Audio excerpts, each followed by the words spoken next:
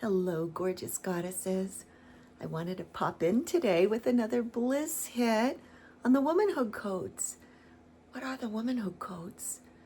These are codes that have been handed down from generation to generation, from woman to woman, from grandmother to mother to daughter, forever. These are codes that allow us to see who we are and give us the opportunity to protect ourselves. They are also the codes to allow ourselves to see ourselves enough to protect ourselves. So, the code today is that you are the chooser. You're the chooser. That doesn't mean you choose the first thing that comes along. That doesn't mean that you don't have standards. It doesn't mean that you just allow anything, or that you put a lot of effort into something just because you want to do it. So you think you chose it, but you didn't. And one of the examples I want to share with you today is that me choosing to live by my schedule is my choice. For instance, I'm having some work done in the house, which is why I've relegated myself to the bedroom. And they started at 9 this morning. Men started knocking on my door at 8:15. I ignored them until 9. If you are not choosing for yourself, somebody else is choosing for you. I could have let them in at 8:15. They could have gotten a head start on their job, but I wasn't ready. My mind wasn't ready. I'm going to have people in my house all week, which means I need to protect myself, my time, and my peace by holding them to their schedule. That's just one of the ways that I'm the chooser. Here's another way I'm the chooser. I'm a dancer, and when men come up and want to give me a hug, I don't allow them to. Not just anyone and any hug just because I'm in proximity to them.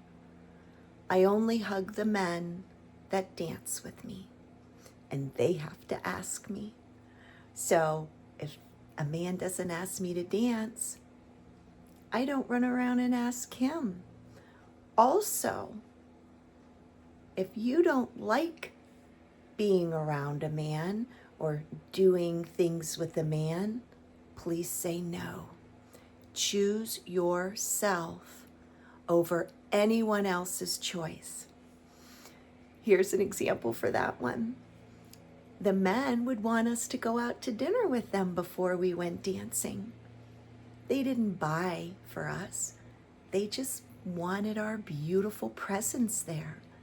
So I would spend an extra hour and a half sitting and having dinner with friends that wanted us to witness them and their opinions and anything going on in their life and look pretty and giggle and give them everything they want to give us. But they don't buy our dinner for us. So then we had to drive ourselves to the dance, pay for the dance, and smell like a chicken nugget in the dance. So I started saying no to dinners. I also started saying no to any sort of after hours event where drinking was involved, because I am waiting for my husband to come find me, and he's not going to be in the low vibe drinking partying area. He's going to come in through another area. Be the chooser, because if you don't choose, somebody else will.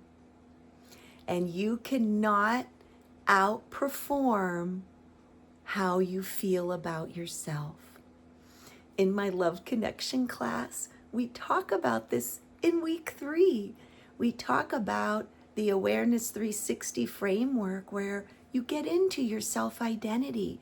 You know who she is. And when somebody says, hey, do you want to do this? Or can I come early? Or can I take advantage of you? you can very nicely say no. Not in rejection of them, but in protection to yourself. And if your self-identity is not the gorgeous goddess, sacred female on this planet, then you're going to allow people and men to run all over you. All right, you being the chooser doesn't mean you choose anything. Women are the gatekeepers to the future generation. We are the gatekeepers to ourselves, and our protection and our sovereignty and our agency does not erase the fact that we have to be very careful about who we bring into our lives or bring into proximity to us. Let me say that again. Just because we are the choosers doesn't mean that we can willy-nilly go around saying, well, I choose him and I chose this, or I choose to dance, so I'm not going to worry about who I dance with. And then you feel gross and icky later because men aren't choosing you, or they're manhandling you, or they're putting you in difficult situations. And on the dance floor, that can be painful. You can get injured. You are the chooser, not them. If they come up and choose you, vet them within an inch of their lives, even on the dance floor.